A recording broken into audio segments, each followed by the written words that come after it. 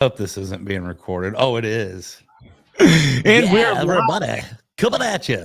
at the Roofing on the Rise broadcast studio, where we dive deep into the innovations and the people that bring innovation to this roofing industry.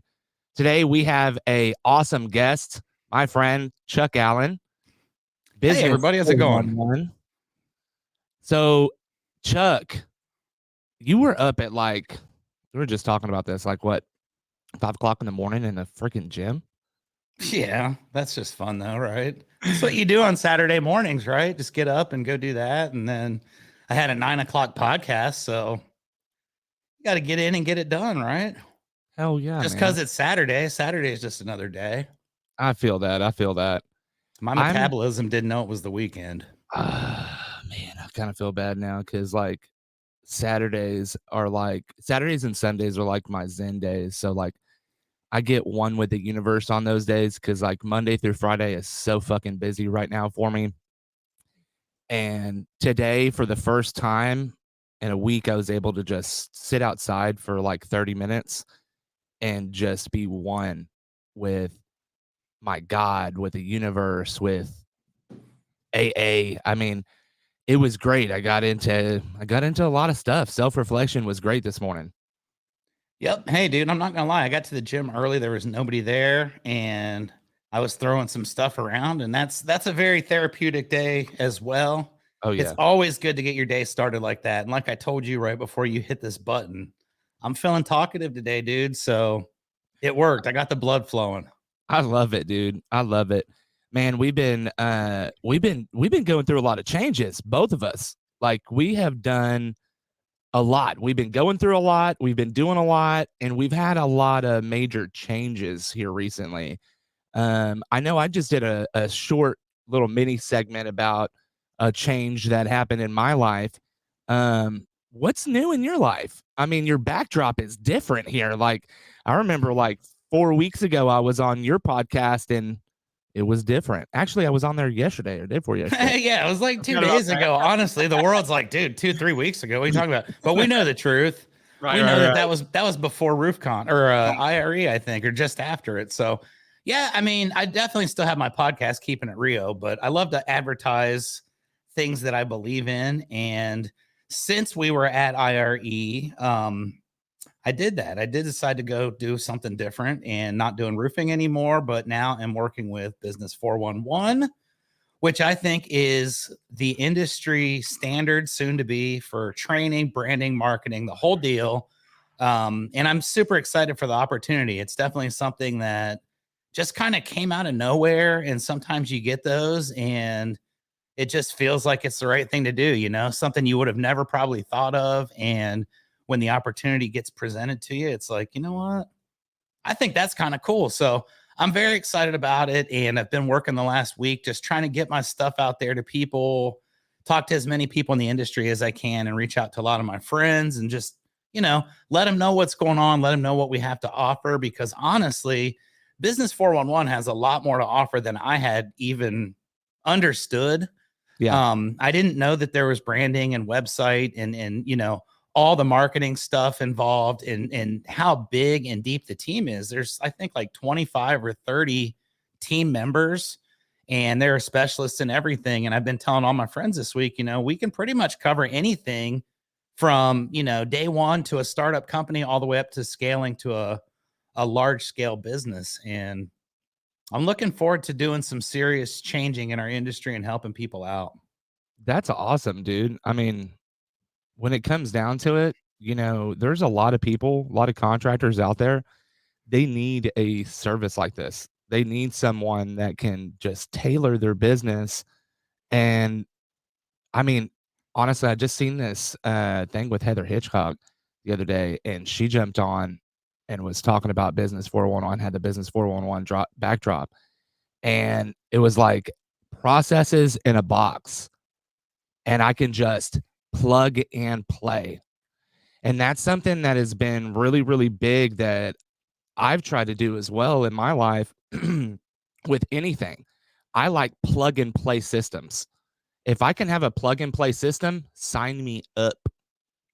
Right. And dude, let me explain this because the way that this all developed, like I said, before any of this happened, I would have never a month ago, I would have never even dreamt this possible or a possibility in any way. But I'll go back a little bit. A couple weeks prior, we did the podcast episode with Elizabeth, the CEO of Business 411, and she is amazing, right? I didn't realize that. Oh, yeah. I didn't understand her life story. I've known her for pretty much the whole time she's been in the industry, but not like on a super personal level. We're always cool and all, but I didn't really know her story. And we did the podcast and she's telling me about her life and, the stuff that she's done. And, she's in her mid 20s, dude. It's like, what? Are you kidding me? That's insane. But started this company on her own from scratch and basically used years of experience at iRoofing to I remember when she was at iRoofing, bro. Me too. That was where we met back in Miami, like in 2015 or 16. I don't know what year that was, but yeah. Yeah. And it was like, I pay attention to people, but sometimes you're not really paying super close attention to what's going on. And then all of a sudden you see something. And so as we're talking and she's telling me more and more about, how she's developed the systems and how she got into it, it's like, whoa, dude, this is pretty impressive. And about a week later, I was just like, you know what? I don't want to do the roofing thing anymore. I'm just not super happy. And I wanted to find something else that would, kind of give me some more energy back. And Elizabeth called me up and offered me an opportunity to come work with their team. We met and had dinner over there at IRE, and I really enjoyed that. I liked working with the team that she had and could see, the passion. And then once I started looking into what the company actually has to offer, it was like, dude, this is so necessary. Do what? Were you surprised when you got that phone call? I mean, like, how was your reaction when you had that phone call? Okay, yeah. So this phone call, I was shocked, number one, because like I said, I would have never really thought about it at all. Right. But it was also one of those things where as soon as it was there, that was it. Like I didn't think of anything else. And I didn't have any other things that I was trying to do. And it was like, you know what? I just right then and there, I knew. Like that's one of those moments where you just feel something and it's like, I don't feel any kind of like hesitation. I don't feel any fear, any uncertainty. I think like I just landed in a great opportunity with an amazing team that's only really been around for about 3.5 years. So this is going to continue to build and develop. We're going to work together to work specifically on like roofing sales programs and try to help do sales training for a lot of different roofing companies on top of everything that's there. I have some ideas. Everything, dude. What you got? I have some ideas for that. Actually, so one of the biggest things that I'm going to do here, and it's going to be kind of a trailblazing deal, is metaverse. So I'm going to bring RSI into the metaverse, and it's going to take some time, right? Because I got to figure this out. But I'm doing research right now, and there's a space for it. We can make money there. And so there are training systems that can happen inside of the metaverse that you're going to be basically in that classroom. And so those people can stick on a Oculus, right? And just be in the classroom with you instead of you having to travel thousands of miles to their office, right? That's pretty cool. I didn't know anything about that. I'm not going to lie, but that's pretty badass. Okay, I'll do that. Right. Okay. Sign me up. So I'm thinking about this. But back to the phone call, right? Yep. Similar thing with me. I was going to get my coffee for the morning, right? And I'm in the drive-through, and I get the phone call from the CEO of Roofing Supply Incorporated, and he's like, "Hey, you want to do a roofing commercial or a video for another roofing company?" And I'm like, "I don't know, man. That I've been doing that. I've been really working hard at doing my own videos. You know what I mean? Right. Why would I want to throw somebody else into the mix? It's not easy. No, and I get in trouble at night, with my wife. Shout out to my lovely wife if you're on here. I love you. But anyway, I've been messing around with these videos at night, and it's just like, get off your phone. And like now she backs up because she knows, and she's getting involved. She's like, hey, change that transition. Yeah, oh yeah, that looks great, right? Like giving me input and stuff. But that phone call was like a eye opener. It was I didn't even see it coming, and when I got past myself and I was like, okay, I'll listen, it was an amazing, eye opening experience. And I don't even know what's like, this is going so fast. It's like lightning speed. Everything's going. And it's exciting to see people like yourself making huge changes in your life. And I mean, dude, business 411, like you said, it is so huge. People do not understand what you guys do truly.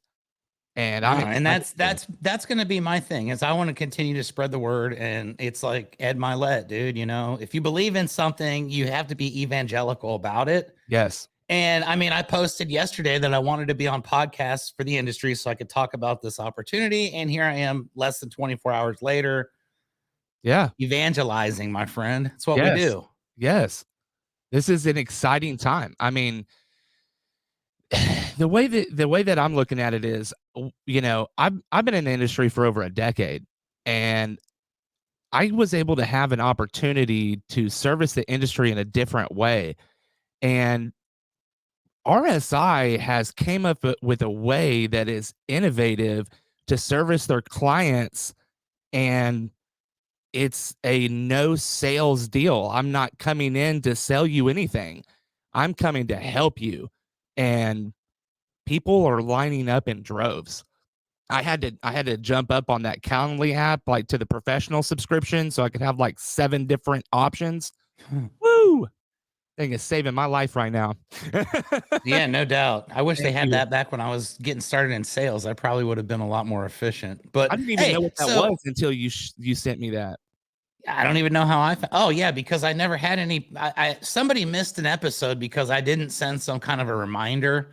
And it was somebody that I really wanted to have on there, and I was kind of mad at myself. So it was like, okay, that's never going to happen again. And I found that app the next morning, and it's been great for me. I've got like 7 or 8 booked right now, so I like it.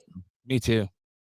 So hey, Marquise, let me ask you this. I know this is your show, but the podcast host in me comes out every once in a while, and 100%. We're talking about new opportunities. You're over at RSI, non-sales. You're helping people.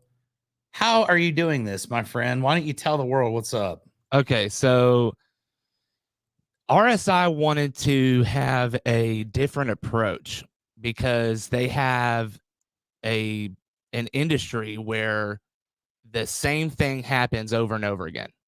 You get donuts, you get coffee, you get drinks at the bar, you go out to eat, you may go on a fishing trip. That's if you do a significant business. And right? these are all good things, mind you. These are all good things. Yeah, nobody's complaining about fishing trips. I never do. I don't take me on a fishing trip. I'll totally go. I got anybody. I got you. But go ahead. My fault. No, you're good. But they wanted to do something different. They wanted to break the mold, per se. And so they thought, what if we bring value? What if we can help a contractor make more money? And if we help a contractor make more money, will they spend that money, or a part of it rather, with us? And so they started throwing this idea around, and actually the CEO was thinking about it. He didn't even sleep the night before he called me because he was thinking about this all night long. And that's how I know this man is an innovator. And that's why when we came in and sat down and talked, I knew this is what I was supposed to be doing. So in a nutshell, I go out to a client, we sit down, we will have lunch or a brief sit down, or I'll go on a walk. I'll come to your office. I don't care. We're going to have a meeting. That meeting is going to consist of talking about your marketing, what your strengths are, what your weaknesses are, when your builds are coming up, and what you have with your current supplier. So there is a small portion of it that is what do you have going on right now that you need, right? Like, do you need training? Do you need this, right? That's the normal stuff you get out of a meeting with a distributor. So you're going to get the normal stuff, but you're going to get the marketing too. So we're going to talk about marketing. I may even pull my phone out a few times whenever we're in that meeting. That way I can make a short little clip and send it to them as soon as we're leaving, saying, hey, look, this was our meeting today, right? And they can take that back to their team and say, hey, look, this is the type of stuff that we're about to do. That's why I'm posting all these sizzlers right now, so that they can see these short little 30-second clips. That's just a taste. That's a small little taste of what we can do for you at RSI. And all we're asking for is just a little bit of business, not all of it. It's like 20%, right? If you're selling 5 roofs, let me ship 2 of those. That's it. And my process is different than anyone else's. So I'm not the one that's receiving these orders. I will receive an order if you want to send me an order, but it's also CC to our order staff. So I have a back office staff that helps with everything that has to do with distribution. So we've got Dion with dispatch, and then we have our inside office sales for everything that is inside office. So if dispatch can't handle it, if it's late order or whatever, dispatch handles it. So basically, if you call me and ask me about a dispatch problem, I'm going to call Dion and ask him what's going on. So why even do that? Cut the process in half, the time in half for you to understand really what's going on. I'm not trying to BS you, trying to get you the knowledge you need to service your client immediately. And if we screwed up, we'll hot shot something out for you, right? We're not perfect, but what we're striving for is an awesome connection with you as a client. And that's kind of in a nutshell what we're doing. And so they want us to come out. We'll go out and video on site whenever they're roofing the house. I've got a drone, really, really nice drone, actually, that I landed on a tree. We could talk about that here in a little bit. Yeah, I got a good drone stories. I got a bunch. And then I've got all kinds of video equipment that I can, get you mic'd up. We can go door knocking. We can do sky's the limit for videos. We'll edit it, give it to you, and you can post these, right? I'm going to cut and clip what I want out of them because I own the intellectual rights to all the videos. But I'm going to let you have them. I'm going to let you use them. All I ask is that you do a little business with us at RSI. I like it. Hey, and I don't want to bring up the elephant in the room. But 2 out of 5 is not 20%, my friend. It's actually 40%. Well, so okay, there you go. 40%. You want 40% of the business, not 20, right? There you go. 40%. 40 is going to keep this thing profitable for everybody. Yes. Okay. I like it. Yes. Well, that is pretty innovative. And I think that's a unique concept. What kind, and dude, I'm not taking over your show, but what kind of feedback have you gotten and what type of contractors are reaching out to you for this service? So I've got contractors that are large that have a lot of marketing and they have marketing experience. So we have current clients that are pretty big that I'm going out to meet with next week, and they've got their marketing department, and we're going to come together and we're going to do some videos for them. Right. We have 2 clients that we're doing that for next week. And then I've got a lot of people that are coming to me and dude, they are literally coming to me on Facebook. This is what I'm doing. So I'm getting paid for my Facebook bravado, right? So everything that I've been doing, that's what they were going for. So I'm checking them out on Facebook, and a lot of times they don't have really great marketing.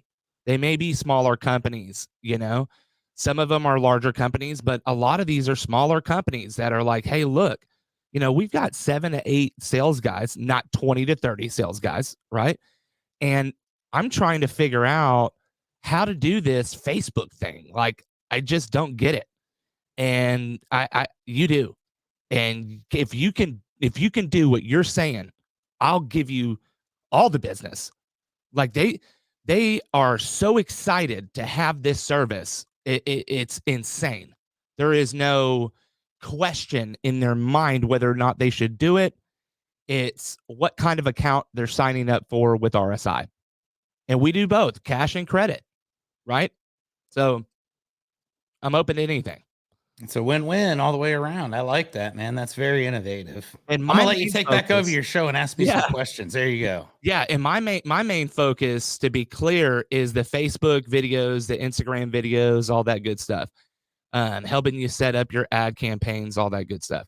So that is my focus.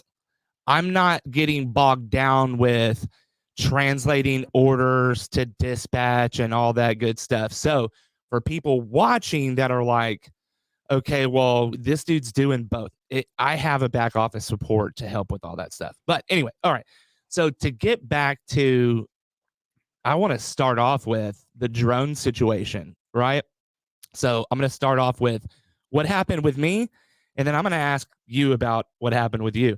So this last week, first day on the job, I got awesome drone, and I'm flying, and I go return to home after a short video clip, right? And I'm probably 60 feet up in the air. So there's pine trees everywhere. And I'm like, nice. Dude, just go up and come down where I'm at. And so I did that. And instead, it went up, over, and landed in the top of this pine tree. So have you had any experience with drones and landing them in crazy places? Dude, I've smashed some drones. I'm not going to lie. Okay. My drone history goes back to like 2014. I was like one of the first drone people, I think. And I'll never forget, I was at Sam's Club in College Station, Texas, and I saw these little DJI Phantom 3, like the and one. I bought one. It was like $350 and I bought it, and it was like really cool. And I'm flying it around, and I'm like I'm just a normal dude. So that one wasn't good enough. I got to get the best one, which was the Phantom 4, because it would go 60 miles an hour or 50 miles an hour, whatever, something stupid. Right. And I took it to Mexico, and I did. I was in a Jeep, and we were driving down the coast, and I was controlling the drone, and it was going 55 miles an hour down the coast right above us. Yeah. I have footage to prove it. Yeah. That thing was great. I loved it. I got really good with drones. I was flying it around, and like, I lived kind of out in the country, so I could like do stuff that you probably can't do if you don't live in the country. You know, I could fly it out 3 or 4 miles and you know, come back and do all. And I don't have it anymore, so whatever. I don't know. I didn't do anything knowingly illegal, but I had the drones and I loved them. So I bought one of those DJI Mavic, and it's the ones that fold out, you know. Yeah. Because when I went to Jamaica, I took my Phantom 4, and it was in this giant bulky case, and I hated having to carry that thing around. So I got the small one. I come to find out I really like that thing, right? So I'm doing it, flying it, and something happened with the camera. I don't remember if it probably just me being me and was like, I want a better camera. But I remember taking it to a place in Dallas, and I paid like $800 for a new camera to go on it, and like $400 for something else. And this was in, I think, November of 2018. And December, I made a trip to Ohio, and I used to go to Ohio every year, visit for the holidays. And I was there, and it was kind of cool because there was a large group that I was celebrating Christmas with, and they had a pond out back. And one of the kids' toys was like a remote control, what are those, like hydroplane type things, those boats that go over and it's on this ice and it's going right. And the quality of the toy wasn't probably like, you know, super, super amazing. It gets like halfway out, and then the remote control quits working, and the thing's stuck out in the middle of this pond, right? Oh, crap. And mind you, it's not that great of a toy. So I want to be a hero anyway, because it's Christmas, you know, there's a kid's toy stuck out there. I come up with this great idea that we're going to get my drone, and I'm going to save this thing with the drone, right? And I got this mindset, right? No, this is all good still. This is perfect, right? This is just the buildup. This is not even the disaster. So I come up with this great idea. I get my drone, and on the bottom, I tie a piece of yarn. And I went to the Christmas tree and I got like a little hook off of one of the ornaments, and I made myself like a fishing hook, right? All right. And the thing is, okay, we're gonna go and we're gonna fly it up here. We're gonna drop the camera so it's right over it. I'm literally gonna come down. I'm gonna hook the thing, bring it back, and do this. All right, Marquise. Do you think I made that happen? I mean, it sounds feasible, but Okay. with yarn sounds like tangled into propellers. But Okay, you're stepping ahead in the story here. I'll let you go. But for this part, yes, I actually did pull this off like a champ, right? It was like a Top Gun mission. There's people there. I'm, out to the pond. I get down there. We get the thing and bring it back, and it's there.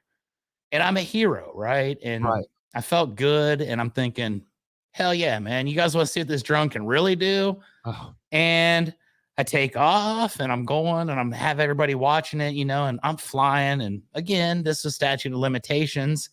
I flew it out like maybe 2 miles, and I'm flying over a shopping mall, which is illegal. And I'm doing it, but I didn't know what I was doing, and I wasn't meaning anything harmful. And I thank God that this didn't work out the way that it could have, but I'm doing all this, I'm flying it around.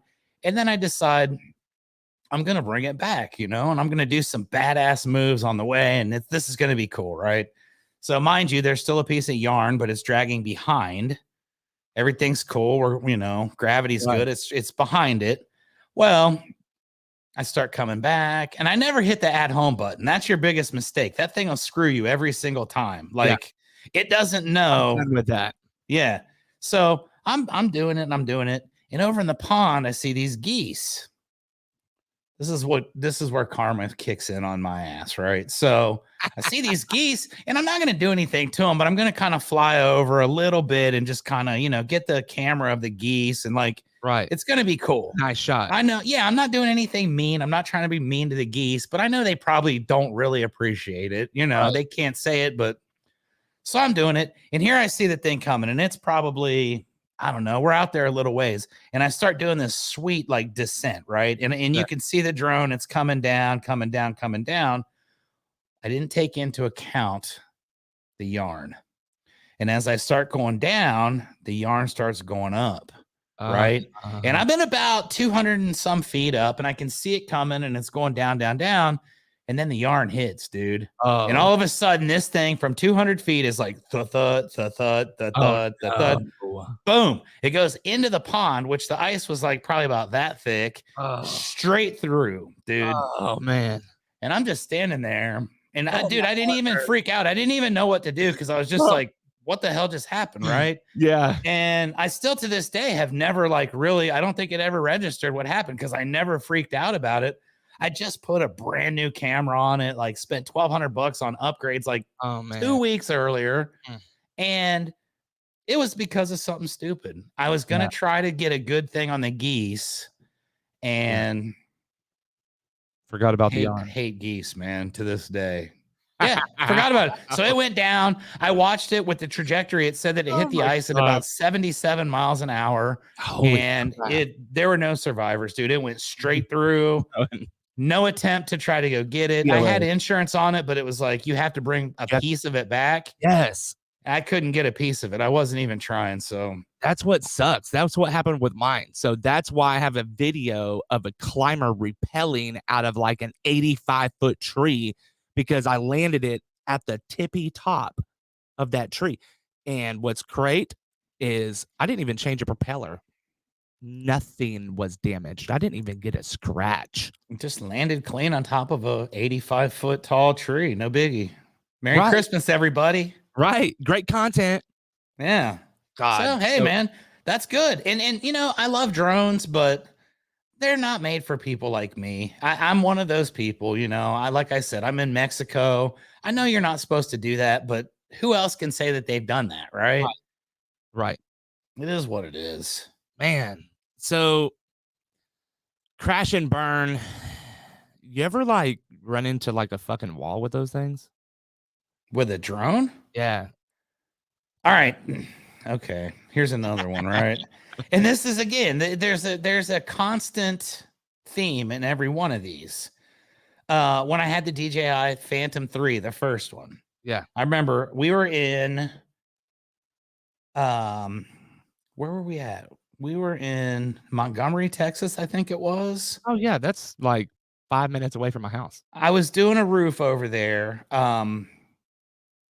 And it was a big roof. It was $1 million home. This lady, I remember she had a $10,000 deductible. Mm. She cut me a $10,000 check right there with a smile with no big deal. Yep. But sound.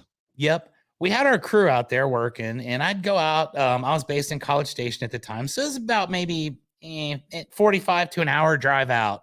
Right. I'd go out there and I would eat at that place called Ransoms. If you live there, you know what I'm talking about. Yeah. I'd go there and I had taken a buddy with me, and this is where I always get screwed. I take people with me and I have to show, I'm the man. Right. So I took a buddy with me and he was relatively new, but I had this drone and I said, dude, this is going to be funny. Okay. And again, this is where stupid things start happening when people are, this is going to be funny. Right. And so I'm like, we're going to park a street or two over and I'm going to fly the drone over here and mess with the crew.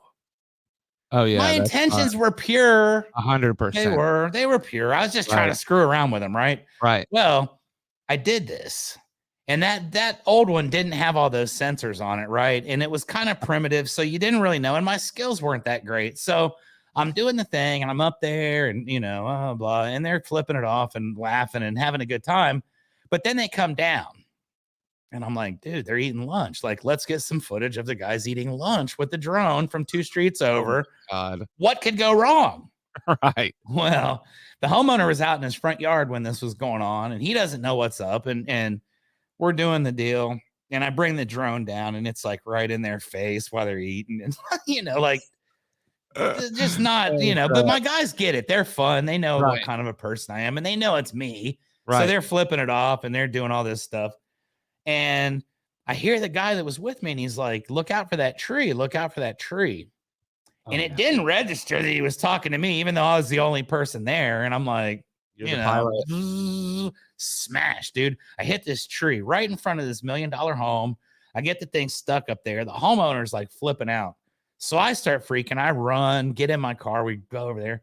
And then I show up and then, everything was all right. Right. But the homeowner was like, dude, what the what are you doing? Blah, blah, blah, blah. And I said, oh, I was just messing with them. But I did. I hit a tree in $1 million home with a Phantom 3. Same deal. Didn't have to change anything out. I flew it up again. Right. But sometimes you think that. And if one of those wings breaks mid-flight or has a, hang on, bro. That's some good camera footage right there. I promise. You're making me think. I'm looking at the drone now and I'm like, I got about, I don't know, probably 2 or 3 sets of propellers. I might as well just go ahead and change every single one of them real quick. It doesn't take much. A fraction of a bend screws everything up with drones. Let me ask you about drone. You ever had birds attack your drone while it was in the air? Yes, actually I have. And honestly, it happens more closer to my house because like you're right there by the water. You on Lake Conroe? No, actually, I'm in a condo right off of 1488 and 45. So I'm like right on the corner of 1488 and 45. And there's a 5G T-Mobile tower right behind my back porch. And nice. It's so listen, I'm not griping because when I turn to the right in less than 100 yards, I have a 7-hole putting green. So I'll deal with the tower. You know what I mean? Yeah, the radiation be damned. As long as I can work on my putts, dude. Exactly. I'm with you. We only live a certain amount of time anyway. Hey, bro, I have YOLO on my arm right here for a reason. reason. Exactly. YOLO. But yeah, I'll take the. I like getting in my Gucci flip flops in the backyard and just letting my drone go and getting good footage. It's weird, so I'll sit it in front of the flip flops. And I'll start record and it's like, I don't know, there's just like this God mode I feel like I'm going into, especially when my homeboy's working on the church right next to me, because I could just send it over there and I'm like, I didn't even leave. I made sure the job was good. The job's going great. And I didn't leave my back porch. Right. So Those are cool. I like those jobs. I've had a couple of those too. I love that. So I just like I let it go, and I'm fucking around with the sport mode, right? And I was doing this actually 3 days ago, and I'm wing, wing. My toddler's out there just like, having fun. And I'm probably, I don't know, 40, 50 feet up. I mean, I'm pretty high up in the air. And well, that's not real high, but anyway, I'm going fast. And this bird comes in. And I'm talking like if I wouldn't have dropped that drone in air when I seen that bird, he'd have snatched that drone right out of the air.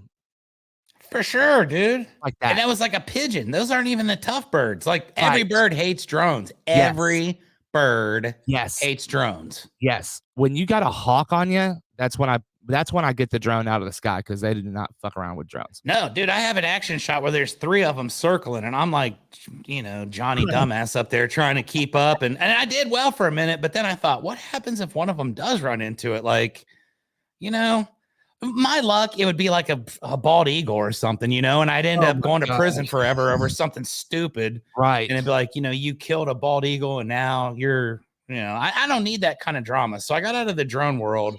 I let the pros do that now, but every once in a blue moon, I like taking a drone out and measuring a roof with it or something. That's always fun. I haven't even done that yet. I've heard it's a lot of fun. It is. I've gotten, I like doing drone measurements. They're Have you seen the new Eagle View drone? No. Oh my gosh. You can start that thing and it'll navigate trees, a bridge.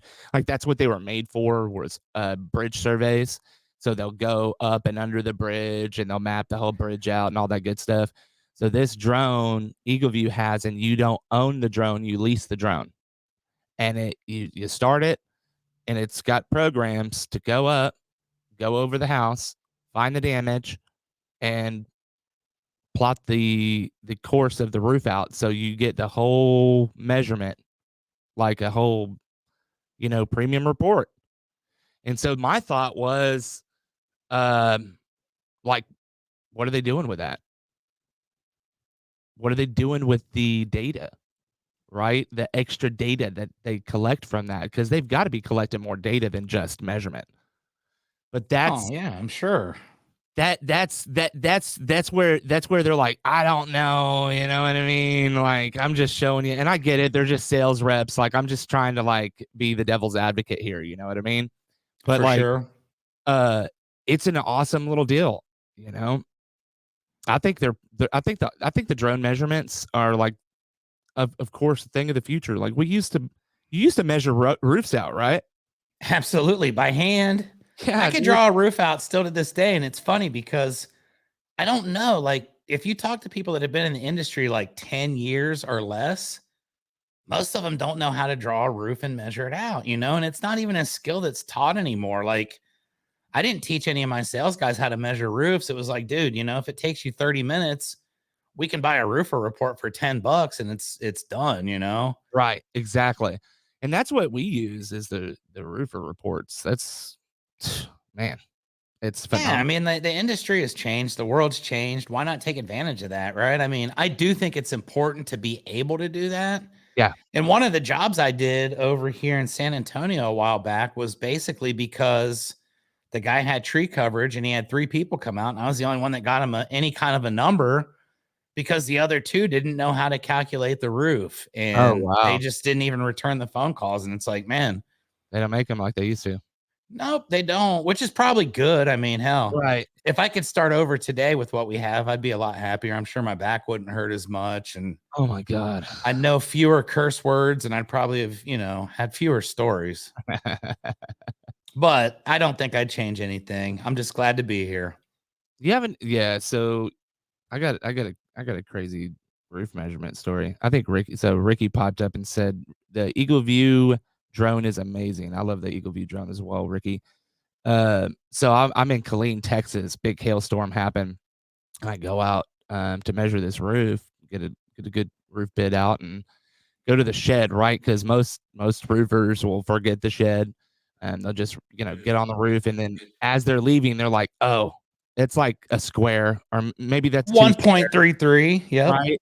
So I went to like physically measure this shed out. The homeowner was there; they were watching, and I get to the back of the shed, and there is blood all across the back of the shed, like someone just got murdered back there. It Sweet. is the most horrific scene I have ever seen in my life, aside from yesterday, a dead body across the street from our supply store. It was crazy. Somebody got hit on the highway. I got one of those too. Don't let me tell. Yeah, let me tell you about that later. But go ahead, bro. So I'm shocked that there's this horror scene, and two things are going through my mind. Either this client did it, or it happened back there and they don't know, because they wouldn't have sent me back there, or they are diabolical and they sent me back there for a reason.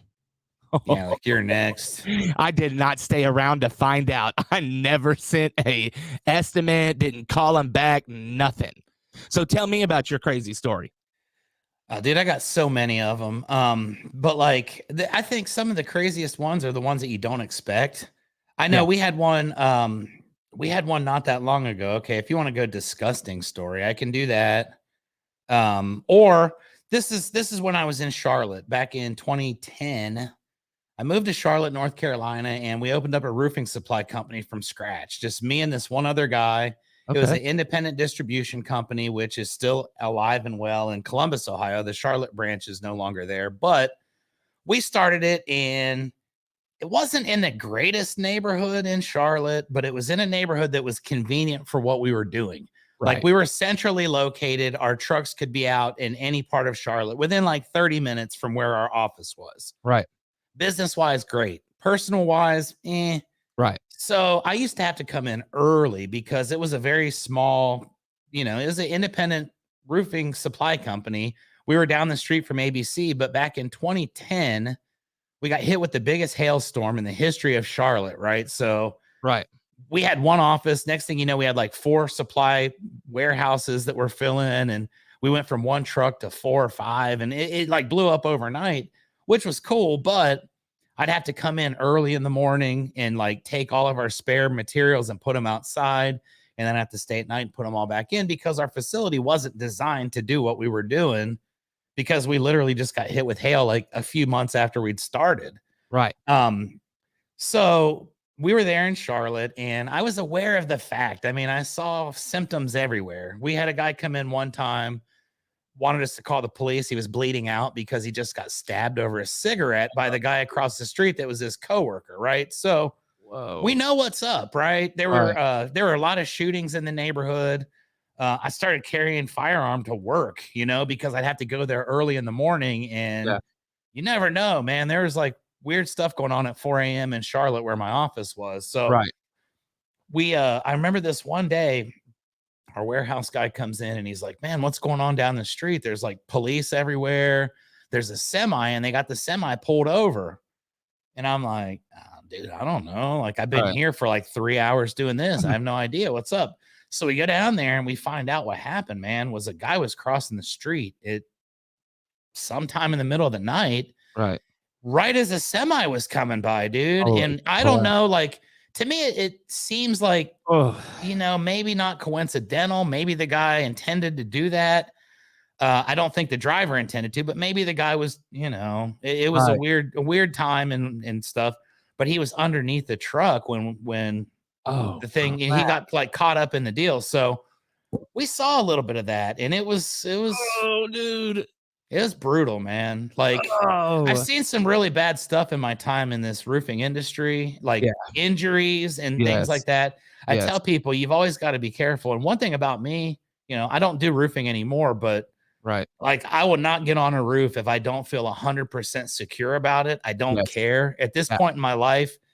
Dude, we did one maybe 6 months ago over here, and as soon as I pulled up, I was like, I'm not getting on that. There's no way. Right. And it was so bad that it was rotting out in areas you could literally see through into the living room from the roof, right? Yeah, And it had been that way forever. Yeah. And I'll never forget, I told the guys, I was like, y'all are welcome to do whatever you want, but I'm not going inside and I'm not going on the roof. Right. Those are my rules, dude. I've seen too many things in my career. And at this point, I don't want to get sick anymore over seeing the way that some people live. Right. To each their own, but that doesn't mean I got to be involved in it. Right. So we're there and I see all the symptoms. Right. And this guy's telling me about how, no other roofing company will get back with me and everybody's trying to charge too much. Well, dude, I'm right there. I'm like, I'm going to try to charge way too much too, because there's so much that has to be done here. You don't know, dude. Like the rafters are rot now. You got to rebuild this house. It's not a $10,000 roof. And, we're doing it. But as we're walking around, he starts talking about critters, varmints, I think was the word. Huh. And I had a new guy with me and I had to leave because I was starting to get kind of queasy about the whole deal. Cause I started seeing all the stuff and you start smelling things like urine, different types of urine. You start to understand, what's going on. Right. Start seeing things. Well, my sales guy, poor dude, I left him there and I had to take a phone call real quick. My phone wasn't ringing, but I had to make sure I had to take a phone call. So I'm down the street and we come back and he's like, dude, this guy was talking. And as he was talking to me, 2 rats came out from inside there's a hole there in the wall. 2 rats came out. And they were reproducing, getting it on right there in front of him. He's like, dude, I was watching the rats. And then they just ran right back inside the hole into the house. So I thought there's probably a colony of. Oh my God. This thousands. sounds like an episode of Bad Boys. What is it? Bad Boys 2, where they're like, rats are going to reproduce twice a day. Oh my, that's what was going on, bro. And there's so many of those stories from the industry. 25 years, you've met so many crazy people, been in some weird spots. And I just, I love roofing, but I don't love it that much, man. I'm not going to ever miss some of the things that I'll have burned into my memory for the rest of my life, which is home services, dude. You visit people's homes and you find out not everybody is living the same way. And some people's normal is definitely not the same as others, and it's brutal. I like when an electrical engineer calls me, because a lot of the times their places are tight and they've got the most awesome lighting inside their homes. Actually, now that I bring that up, I have a card that I need to pull out of my watch box of this guy that I met 3 years ago, and he was talking about stage lighting and stuff. And he does personal lighting. I'm looking to do a roofing on the rise neon sign back here. You know what I mean? I want to get rid of the backdrop and I want to put something back there, metal roof. I had neon right there. I've got my black light on. You can see back there. Mine's painted in neon. Yeah, I like that. That was my look for the first 110 episodes. 110, yeah. I changed it up a little bit, but yeah, dude, neon is cool. You can't go wrong with that. If you do want the name of your episode, do what? Did you change the name of your episode? No, not yet. Yeah, okay. I'm not going to. Maybe I'm going to keep it as Keeping It Real. I think so. Yeah. I see no reason to change it, honestly. Do you? No, I don't. I was wearing that jungle shirt that day. We were talking about that, and I was like, well, you're just keeping it Rio, Yeah, nobody really knows. This week's guest is a lady that lives in an island called Vanuatu or Vanuatu. Okay. Vanuatu, whatever. And it's in the Pacific. It's dead center in the middle of the ocean, dude. And she's out there living. And a couple weeks ago, she was a guest on my podcast. And this is an island that has no electricity for 90% of the area, no running water. Somehow holler at your boy. I got a podcast coming on, right? That is nuts. She's there live talking about it. And it's I don't know where I was really going with that, but I just wanted to bring that up. That was a cool story. She's out there in the ocean and it's dude, we're doing these podcasts and stuff. And I asked her, I said, do you have any idea what Keeping It Rio is? Because it was the roofing company, loosely, that's what it was based on originally, but nobody really ever talked about the roofing company during the episodes. Right. And I think it just kind of became its own thing. And I'm just gonna keep it Rio, dude. Like, I think that's a good move. I Hell might yeah. change the brand of it a little bit. Yeah. Definitely gonna add some pizzazz and make it look a little Pizzazz. bit more catchy with some, you know, You gotta have that pizzazz, man. gotta have pizzazz. But yeah, it's been cool, and I'm looking forward to seeing what's gonna happen with it. You know, the last week I really understood now what my podcast has been about. And it's funny because when I started it, I didn't have any clue. It was just for fun, like what we're doing Right. today. We're just bullshitting on Saturday morning. Yeah. And that's what it started off as, but then it continued to evolve. And I'll kid you not when I say this past week, I met a guy through my ventures now with Business 411. I've been reaching out and doing a lot of online stuff, trying to just reach out to as many people as I can.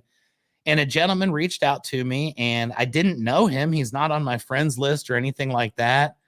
But he said, "Hey, I've been watching what you're doing." And he pointed out an episode of my podcast from a year ago. Really? And he's like, "Dude, thank you for this podcast." It was a guy, Larry Andrews, who's a great friend. I highly recommend everybody go watch that episode because it's good.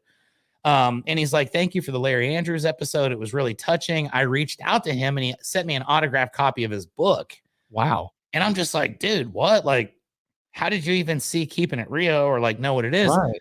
Well, I've had 3 or 4 people tell me that. Like, you know, I see it and I like it and it's cool. And I come to find out now, maybe that's what this was all about for the last 2 years, is it was preparing me for the next opportunity and, you know, getting yourself out there. So it's almost like people know who you are, people know what you're about. Yep. They know I'm a little bit goofy and energetic and fun.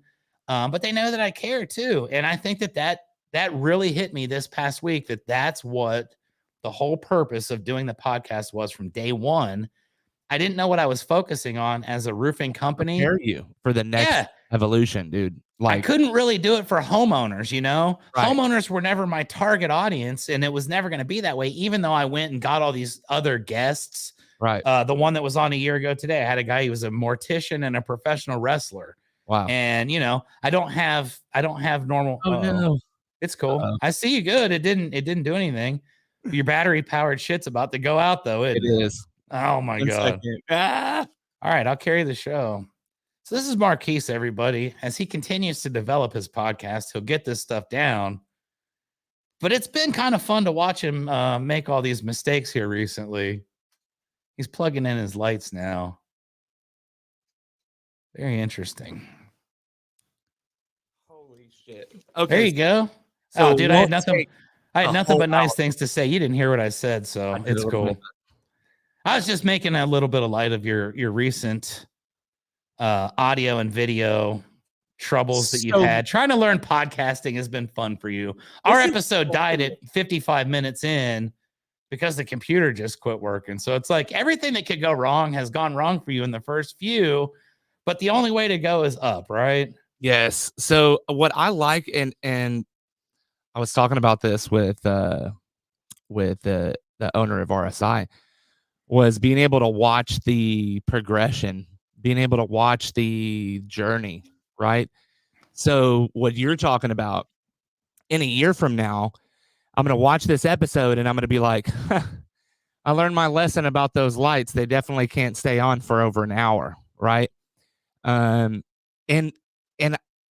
that's something that I'm not, like, you can't take that away, right? It was an awesome little deal with the audio. We talked for 30 minutes. My wife watched the entire thing with no audio. She watched the whole thing with no audio? That's amazing. Like, Yes, she she probably did. knew what you were saying though, right? Right. Yeah, because dude, it was funny, but it wasn't, because I was trying so hard to like reach you as well. And a bunch of people are on there like, dude, we can't hear. And I thought, man, he's gonna put out like some kind of a fire episode, and then he's gonna look and be like, seriously? I forgot to turn the volume up on the Roadcaster. I hit a red button that I didn't know I hit one time, and that happened. It is what it is, man. You learn. That's the fun of it, right? None of us are professional broadcasters. I sure the hell don't claim to be that. I'm just doing something that's fun. And it's kind of cool because some of the people that I bring on do have very inspiring stories, and they make memorable episodes, and more people are watching than you realize. That's kind of crazy that you say that. Somebody was watching an episode a couple of days ago, and we started talking about that, and he's actually from my hometown. We're going to be doing an episode with him pretty soon. Um, and he actually went to some parties with me and my wife back in the day. Like me and my wife used to throw like some crazy parties in a trailer house, when we first started. Hell yeah, that's what I'm talking about. He goes, dude, to see that you went from throwing parties back behind K&L Apartments in Lake Whitney, Texas. Shout out to all my friends that are still rocking with me from back in Lake Whitney. And where you're at now is crazy. It's extremely inspiring. Please do not stop what you're doing, because I am watching you every day and it's giving me strength. And this man has terminal cancer. He has a 40% chance of living. See, and there you go. I mean, it's doing more for people than you realize. I've only had 2 freaking broadcasts published. That's why yesterday I spent time in the office to publish another 2. Right? Because there's somebody that's out there that's watching, that's sitting there, that wants to see what you've got. And I mean, I'm gonna be honest with you. You're one of the people that inspired me to start my podcast. Nice. I'm glad that I'm an inspiration. I don't, that's amazing to me. I have people that say that stuff all the time, and it's like, dude, this is like, well, I don't know. It's crazy. Consistent, dude. Like you are so consistent with this thing, and that's something that I think we talked about, and I talked about as well, is consistency. When you do broadcasts, you have to be consistent with it, and people want to see that. They want to see the content that you're putting out. So, man, this is just, being able to do this is a blessing. And if it can be a blessing to someone else, that's why I wore the Astros today. I was like, babe, this is different. Like, I want to have a good time, and I'm not going to do that today in a collared shirt. It's just not going to happen. I want to relax and have a good broadcast. And that's what we've done, dude. I mean, dude, hell yeah. Saturdays are for that. I think those are my favorite ones. Saturdays are for the boys. I should be golfing in like an hour, but actually in an hour, if you're still watching, I'm going to have another broadcast. I may do that live. I'm not sure. Damn. I'm feeling froggy today. Yeah, dude, I went to the gym and I absolutely destroyed it. I took 2 of my supplements instead of just the one that I normally do. Chugged down a Zions energy drink, which I did tell people for like 9 months, I was completely off the wagon there of the energy drinks. Then I fell back into it, and I feel bad, but at the same time, I don't, because if you ever had Zions, Frostberry Blast, or Fruit Punch, you'll understand. Yeah, you'll understand why I can't stop. It's been like 19 years, dude, but I'm still here. I'm still energetic. My insides are probably like, I'll take a question. Yeah. You were in the roofing industry for so long. When it hails, do you itch like a crackhead? Not anymore. It's weird. I always loved it, dude. And I followed it. And then like the day that we decided not to do the roofing stuff anymore, a hailstorm hit San Antonio the next morning. Right. And it was like a sign from God. And I'm like, dude, that's what happened here, dude. Right? I mean, as soon as I came on with RSI, one of the largest storms that have hit Houston, bar none, for hail, hit. This is a record-breaking storm. It hit almost everything. Almost everything. Yeah. Like, well, for me, it was a test, because I very easily could have said, okay, I just said yesterday I didn't want to do this anymore, but now because there's a bunch of money, I want to do it now. And I decided just to stand firm with what I decided. And it's like, you know what? I don't want to sell roofs anymore. I don't want to deal with insurance. So let's just do our deal, Yes. But I don't get the itch anymore. I don't, I want to help people. I want to train people. I want to help homeowners. I want to help contractors. I want to make our industry better. The one thing that Elizabeth at Business 4-in-1 said that really, really got me right off the bat was she wanted to make an impact. And that word impact to me is exactly what we're trying to do. We're trying to build something. She's already put something so amazing together and has done all the legwork on it. And I feel like my thing is that I can help spread the word. I'm pretty good about that. And we're going to build something together for roofing sales that's going to be awesome as well. But I really think that that's my thing, is to help get the word out, because I do believe that this company can change the entire industry and already has. But I don't see there being any slowing down. I think it's just going to keep getting bigger and stronger and better and more efficient, more effective. But there is a lot of expertise at work there. And I'm super, super excited just to be a small part of that, because I do believe there's going to be a huge difference. I think that them bringing you on was extremely crucial. I mean, I don't know about all that, but I mean, I think it's a cool thing. I'm super happy about it. I don't know about crucial. That's my take on it. And here's why. Because now you are a part of the team, you know the pitfalls and you know the pain points of contractors. Now, I know Elizabeth is a very, very smart individual, and she knows those pain points as well. But you actually have felt those pain points. That is legit. And that was part of the conversation, like you've actually experienced all this stuff. And, even in the first week when we were doing the training, I recognized things from a different perspective. Yep. And it was cool. And that's why I wanted to go through the training with the sales reps that were just starting, because I wanted to understand everything. Yes. And I wanted to see, what everybody went through and how the whole process worked. But when we were doing, what's that?